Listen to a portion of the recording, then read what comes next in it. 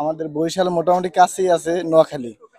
এটা করতে পারি হয়তো, বরিশাল না শুধু সারা বাংলাদেশের সবাই তামিম ফ্যান।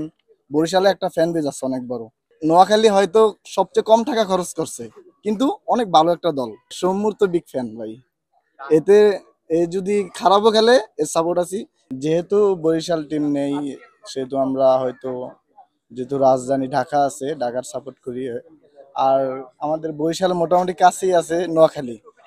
এটা করতে পারি হয়তো। আর দলটা মোটামুটি পছন্দ হয়েছে, হয়তো সবচেয়ে কম টাকা খরচ করছে ড্রাফটে, কিন্তু প্লেয়ার অনেক ভালো।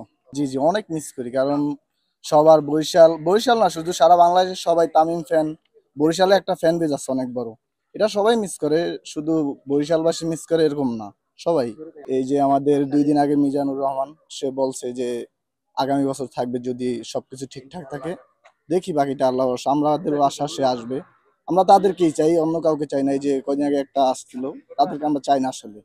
1 বছর পর আসুক, তারপর ভালো একটা ফ্যান বেজ আসুক, এটাই চাই আমরা। উত্তেজিত বলতে, নোয়াখালী হয়তো সবচেয়ে কম টাকা খরচ করছে, কিন্তু অনেক ভালো একটা দল। আমি মনে করি অনেক একটা ভালো দল।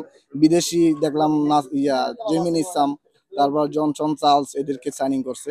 মোটামুটি ভালো মনে হয়েছে। তারপর কম দামে অনেক ভালো ভালো প্লেয়ার সৌম্য পাইছে। সরকারকে নিয়ে কি প্রত্যাশা আসলে? সৌম্যর তো বিগ ফ্যান ভাই। এতে এ যদি খারাপও খেলে এর সাপোর্ট আছি। এতে সবসময় সাপোর্ট আছে। সে আশা করি সে টপ রান গ্রাহক হোক, এটাই চাই। যদি বাংলাদেশি ভিতরে কাউকে দেয় তাহলে সৌম্য সরকারকেই দেব। আর যদি বিদেশি হয় তাহলে তো জনসন চার্লস আছে, সে টি10 অধিনায়ক করছে।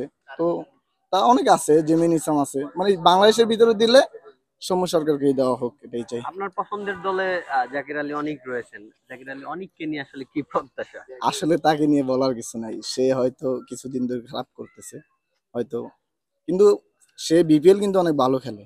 হয়তো জাতীয় দলে খারাপ খেলতেছে। এই যে যেমন ধরেন নাইম শেখ, বিপিএল ভালো খেলে।